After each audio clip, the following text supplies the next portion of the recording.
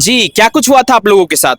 मेरे साथ मेरा खुद का मौसी का लड़का मुझे फोन करके घर पे मेरे भाई से बात किया कि भैया एग्रीकल्चर डिपार्टमेंट पे जॉब लग रहा है, मेरा भी लगा है, जो तन्नू के लिए एक सीट खाली है, आप उसको भेज दीजिए, उसमें 25,000 रुपया लगेगा। मेरा भाई पूछा कि एग्रीकल्चर डिपार्टमेंट में उसका कुछ प्रूफ तो होगा, तो बोला कि नहीं, प्रूफ आपको अभी कुछ नहीं मिलेगा, उसका 3 महीना का ट्रेनिंग होगा, इंटरव्यू में अगर वो सिलेक्ट हो जाएगी उसके बाद ही आपको प्रूफ मिलेगा। मेरे भैया सोचे कि चलो जैसा हम इसका भाई है वो भी इसी का भाई है, तो मेरे भैया समस्तीपुर यहाँ शिवहर जिला से समस्तीपुर हमको लेके आ गए।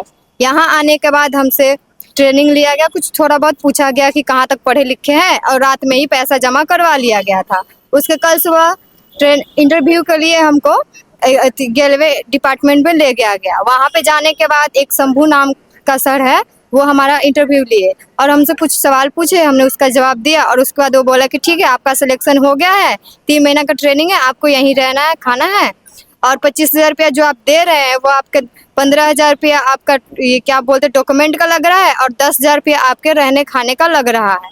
तो हम ठीक है दे के हम वहाँ से चले आए। वहाँ से आने के बाद एक दिन हमें रूम पे ही रखा गया, बोला कि ठीक है हम जा रहे हैं, हमको मीटिंग है। मीटिंग के नाम पे वो लोग सभी लोग चले गए, लेकिन वो लोग सेंटर गए थे जहाँ पे मोटिवेशनल क्लास चलता है। वहाँ पे कोई इंटरव्यू ट्रेनिंग वगैरह नहीं होता है।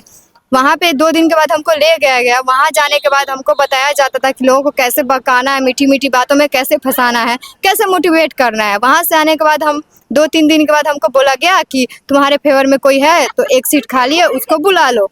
तो ये हमारे दोस्त के भाई लगते हैं, मेरे भी भाई जैसे हैं, तो हमने इनको फ़ोन किया, बोले कि ऐसे ऐसे एग्रीकल्चर डिपार्टमेंट में जॉब है, हमें भी लगा है, मेरा खुद का मौसी का लड़का लगा रहे हैं, अगर आप भी करना चाहते तो आप आ जाइए। तो ये हमारे बात से आ गए।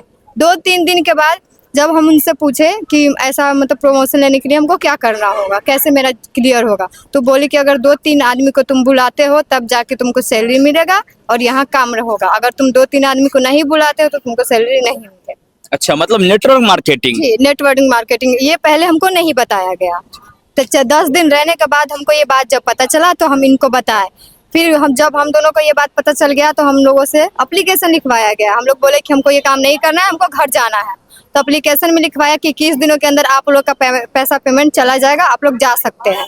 तो हम लोग यहाँ पे आ गए। 1-1.5 महीना हो गया, अभी तक कोई सुनवाई नहीं है, और फोन करते हैं तो बोलते हैं जो करना है कर लो, पेमेंट नहीं मिलेगा। किनके द्वारा ये बात कही जा रही है, जो करना है कर लो? ये वहाँ के जो अपलाइन है ना, वो राजू सर है जो पटना के रहने वाले, वो बोलते हैं, CD लेवल पे कार्य करते हैं। तो आपके साथ ये जो इतनी बड़ी घटना हो गई है, तो आप इस घटना का आवेदन दिए हैं निजी थाना में? अभी तक तो हम नहीं दिए हैं, पहले हम यहीं आए हैं।